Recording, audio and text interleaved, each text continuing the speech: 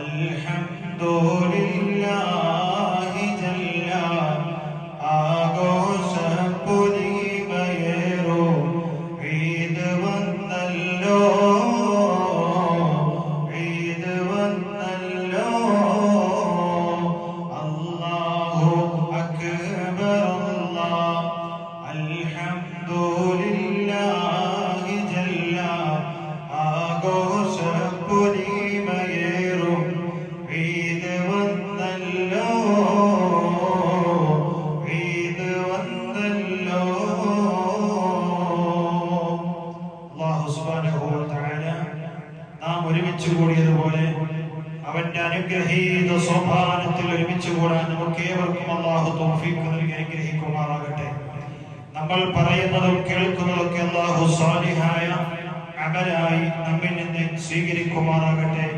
പ്രിയമുള്ളവരെ, ഏകദേശം ഒരു മാസത്തോളം നോമ്പനുഷ്ഠിച്ച് തറാവീഹ് നമസ്കരിച്ച് സക്കാത്ത് നൽകി പാവങ്ങളെ കണ്ണീരൊപ്പി കഴിയാവുന്ന രൂപത്തിലുള്ള ദാനധർമ്മങ്ങളെല്ലാം നടത്തി അതിനുശേഷം അല്ലാഹു നൽകിയ വലിയ ഒരു സൽക്കാരം, അല്ലാഹുവിന്റെ സൽക്കാരം, അല്ലാഹുവിന്റെ ഒരു വിരുന്ന് സൽക്കാരത്തിനാണ് നാം എല്ലാവരും ഇന്ന് ഒരുമിച്ച് കൂടിയിട്ടുള്ളത്. പടച്ച റബ്ബിന്റെ സൽക്കാരമാണ്, ളിയാഫത്താണ്, ഒരു വിരുന്നാണ് ചെറിയ പെരുന്നാൾ ഈദുൽ ഫിത്ർ. അല്ലാഹു സുബ്ഹാനഹു വ തആല പരിശുദ്ധമായ ഈദുൽ ഫിത്റിന്റെ ബറക്കത്ത് കൊണ്ട് നമ്മൾ ചെയ്ത എല്ലാ അഅ്മാലുകളും അല്ലാഹു ഖബൂലാക്കുമാറാകട്ടെ. മാത്രമല്ല, പുണ്യങ്ങളുടെ പൂക്കാലമായ റമളാൻ ശരീഫിൽ നാം ചെയ്തതിനൊക്കെ റബ്ബേ നീ മാപ്പ് നൽകണം, നീ ഞങ്ങൾ ചെയ്തതെല്ലാം ഖബൂലാക്കണം. അതുപോലെ തന്നെ ഞങ്ങളിൽ നിന്ന് സംഭവിച്ച എല്ലാ പാപങ്ങളും നീ മാപ്പാക്കണേ എന്ന് കരഞ്ഞ് കരഞ്ഞ് പറയേണ്ട ഒരു സുദിനം കൂടിയാണ് ഇന്ന്. ദുആയുടെ ദിവസം കൂടിയാണ്. കാരണം വളരെയധികം ഇജാബത്തുള്ള ദുആക്ക് ഉത്തരം കിട്ടുന്ന മഹത്തായ ദിനമാണ് ഇന്ന്. അല്ലാഹു സ്വീകരിക്കുമാറാകട്ടെ. അല്ലാഹു നമ്മെ ഏവരെയും ഖബൂലാക്കുമാറാകട്ടെ. നമ്മൾ ഇൻഷാ അല്ലാഹ് 2 മിനിറ്റ് മാത്രം കേവലം സംസാരിക്കുകയാണ്. ശ്രദ്ധയോടെ നിങ്ങൾ കേൾക്കണം. ഈ ഈദുൽ ഫിത്റിന്റെ സന്ദേശമാണ് ഞാൻ നിങ്ങളിലേക്ക് പിന്നെ സംസാരിക്കുന്നത്, ഉണർത്തുന്നത്. എന്റെ പ്രിയമുള്ളവരെ, ഈ ഈദുൽ ഫിത്ർ കൊണ്ട് ഒരുപാട് ലക്ഷ്യങ്ങളുണ്ട്, ഒരുപാട് മർമ്മപ്രധാനമായ പ്രാധാന്യം നൽകേണ്ട ലക്ഷ്യങ്ങളുണ്ട്. അതിൽ തന്നെ വളരെ തുച്ഛമായ 1-2 വിഷയങ്ങൾ മാത്രമാണ് ഞാൻ ഉണർത്തുന്നത്. അല്ലാഹു സുബ്ഹാനഹു വ തആല നമ്മെ അനുഗ്രഹിക്കുമാറാകട്ടെ. നബിയുനാ മുഹമ്മദ് മുസ്തഫ അല്ലാഹുവിന്റെ റസൂൽ പറയുന്നു, ലാ യദ്ഖുലുൽ ജന്നത ഖാതിഉ റഹിമി, ലാ യദ്ഖുലുൽ ജന്നത ഖാതിഉ റഹിമി. ഈ ഒരു ഹദീസാണ് ഞാൻ പറയുന്നത്. എന്റെ പ്രിയമുള്ളവരെ, കുടുംബ ബന്ധം ആരെല്ലാം മുറിച്ചവരുണ്ടോ അവരാരും തന്നെ സ്വർഗ്ഗത്തിൽ പ്രവേശിക്കുകയില്ല. ലാ യദ്ഖുലുൽ ജന്നത ഖാതിഉ റഹിമി. കുടുംബ ബന്ധം മുറിക്കുന്ന ആളുകളുണ്ടെങ്കിൽ അവർ സ്വർഗ്ഗത്തിൽ പ്രവേശിക്കൂല. നബിയുനാ മുസ്തഫ മുഹമ്മദിൻ അല്ലാഹുവിന്റെ റസൂൽ പറയുമ്പോ, എന്റെ പ്രിയമുള്ളവരെ, അറ്റുപോയ കണ്ണികളെ ചേർക്കേണ്ട ദിവസമാണ് ഇന്ന്. നമ്മിൽ നിന്ന് പിരിഞ്ഞുപോയ കുടുംബ ബന്ധങ്ങളെ കൂട്ടിയിണക്കേണ്ട ദിവസമാണ് ഇന്ന്. ഈ പരിശുദ്ധമായ ഈദുൽ ഫിത്റിന്റെ ദിവസത്തില് എന്റെ പ്രിയമുള്ളവരെ, നമ്മുടെ വാപ്പായുടെ അടുത്തേക്ക്, നമ്മുടെ ഉമ്മായുടെ അടുത്തേക്ക് നമ്മൾ പോയിട്ട്, നമ്മളെ ജ്യേഷ്ഠന്റെ അനുജന്റെ ജ്യേഷ്ഠത്തിയുടെ അനുജത്തിയുടെ അടുത്തേക്ക് പോയിട്ട് അസ്സലാമു അലൈക്കും യാ അഖീ എന്ന് പറയേണ്ട സുദിനമാണ്, ദിനമാണ്, സുന്ദര മുഹൂർത്തമാണ്, ദിവസമാണ് എന്ന് അല്ലാഹു നമ്മെ അനുഗ്രഹിക്കട്ടെ. നാം ആരെങ്കിലും കുടുംബ ബന്ധം ശിഥിലമാക്കിയിട്ടുണ്ടോ, കുറിച്ച് മാറ്റിയിട്ടുണ്ടെങ്കിൽ ലാ യദ്ഖുലു അൽ ജന്നത ഖാതിഉ റഹിമി, അങ്ങനത്തെ ആളുകൾ സ്വർഗ്ഗത്തിൽ പ്രവേശനമില്ല. 30 ദിവസം അല്ലെങ്കിൽ 29 ദിവസം നോമ്പനുഷ്ഠിച്ച ആളുകളാണെങ്കിലും നമ്മൾക്ക് സ്വർഗമില്ല.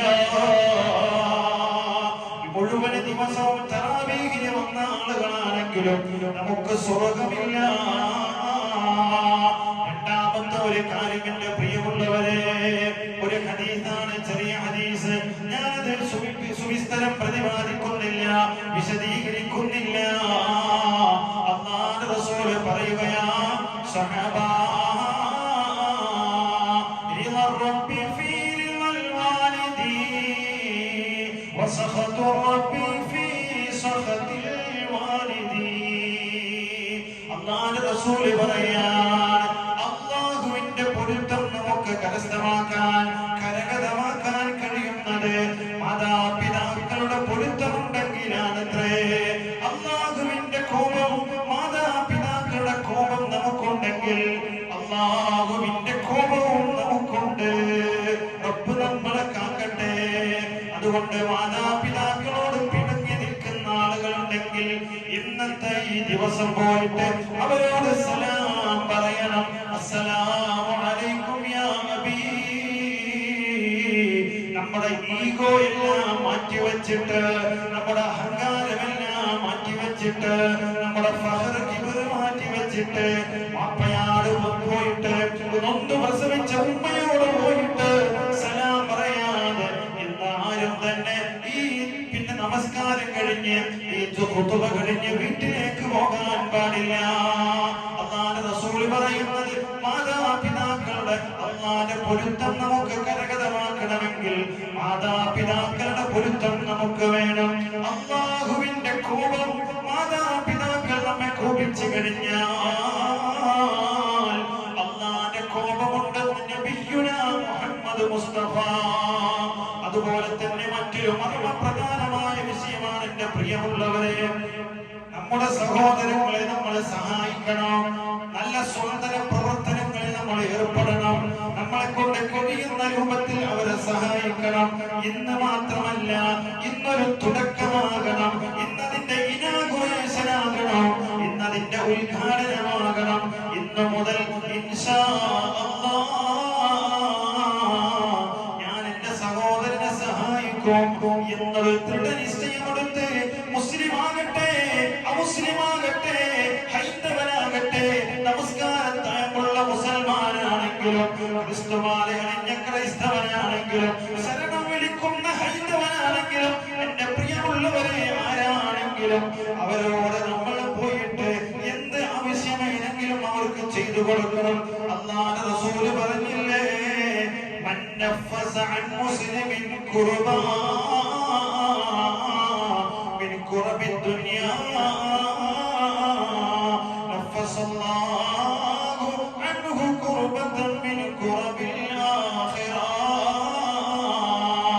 ഒരു മുസ്ലിമായ മനുഷ്യന്റെ വിഷമം ഈ ദുനിയാവിൽ നിന്ന് നമ്മൾ നീട്ടിക്കൊടുത്ത, ഈ ദുനിയാവിൽ നിന്ന് നമ്മൾ നീക്കിയാൽ, അകറ്റിയാൽ, നമ്മളെ കൊണ്ട് കഴിയുന്ന രൂപത്തിൽ അവരൊന്ന് സഹായിച്ചു കഴിഞ്ഞാൽ നാളെ പരലോകത്ത് നമുക്ക് വരുന്ന, നമുക്ക് നേരിടുന്ന മുഴുവൻ പ്രയാസങ്ങളും മുഴുവൻ വിഷമങ്ങളും അല്ലാഹു ദൂരീകരിക്കുമെന്ന് അല്ലാഹുവിന്റെ റസൂൽ നബി മുഹമ്മദ് മുസ്തഫ. അതുകൊണ്ട് ഏതൊരു മനുഷ്യനാണെങ്കിലും സാമ്പത്തികമായി സഹായിക്കേണ്ട ആളാണെങ്കിൽ അവനെ സഹായിച്ചു കഴിഞ്ഞാൽ, വസ്ത്രമില്ലാത്തവനാണെങ്കിൽ അവനക്ക് വസ്ത്രം നൽകി കഴിഞ്ഞാൽ, ഭക്ഷണമില്ലാത്തവനാണെങ്കിൽ അവനക്ക് ഭക്ഷണം നൽകി കഴിഞ്ഞാൽ നാളെ പരലോകത്ത് നമുക്ക് വരാൻ പോകുന്ന മുഴുവൻ പ്രയാസങ്ങളും അല്ലാഹു നീക്കൂലേ. അതല്ലേ അല്ലാഹുവിന്റെ റസൂൽ പറഞ്ഞത്, വഅഹ്സിൻ ഇലാ ജാരിക തകുൻ മുഅ്മിനാ, വഅഹ്സിൻ ഇലാ ജാരിക തകുൻ മുഅ്മിനാ. എടാ, നീ നിന്റെ അയൽവാസി മുസൽമാനാണോ എന്ന് നോക്കാൻ അല്ലാഹു പറഞ്ഞില്ല. ഹൈന്ദവനാണോ, ക്രിസ്തവനാണോ,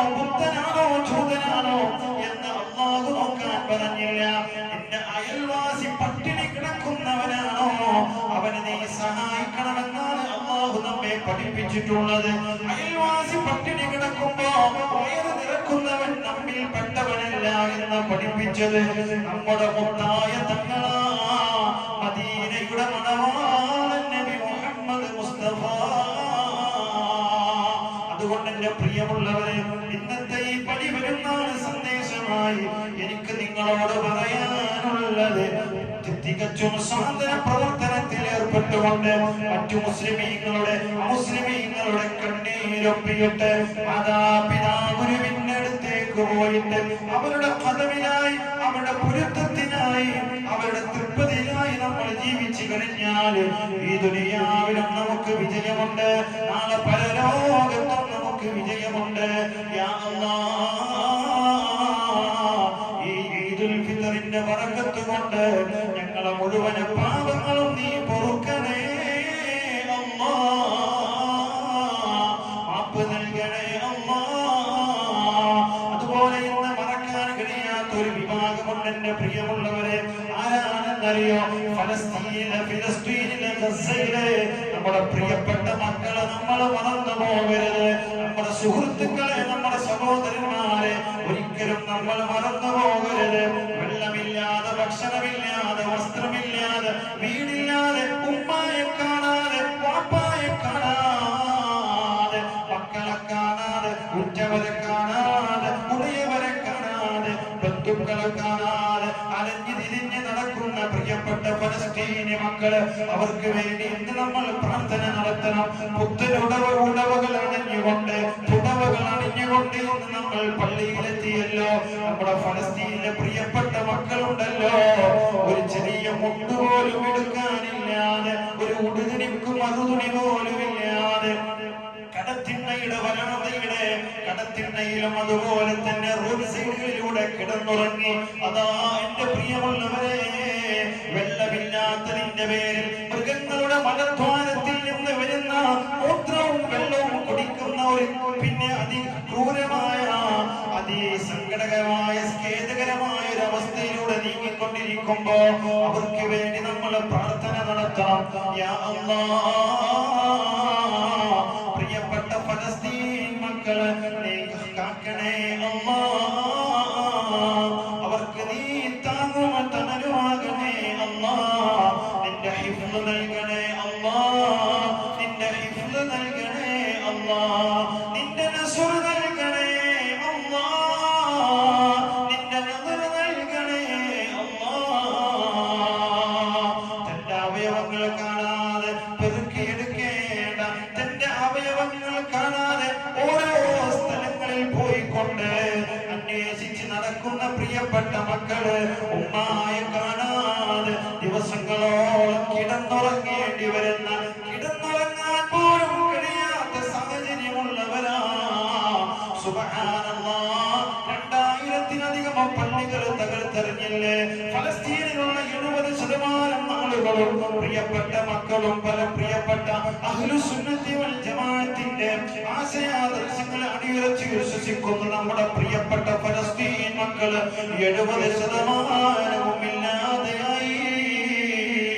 ഇസ്രായേലിന്റെ അമേരിക്ക എന്ന ലോക പോലീസായി ചമയുന്ന അവരുടെ ഒത്താശയോടെ ഇസ്രായേൽ ക്രൂരന്മാർ, ജൂതന്മാർ, ജൂതവംശമുണ്ടല്ലോ, പാരമ്പര്യം തന്നെ അങ്ങനെയാണല്ലോ, പ്രിയപ്പെട്ട മക്കളെ ഇല്ലാതെയാക്കിക്കൊണ്ടിരിക്കുകയല്ലേ. എന്തിനാണ് കൊല്ലപ്പെടുന്നത് എന്നറിയാതെ സങ്കടകരമായ ജീവിതമാ. ഒരിക്കലും ഇന്ന് നമ്മൾ അവരെ മറന്നു പോകാൻ പാടില്ല. അല്ലാഹുവേ, സമാധാനം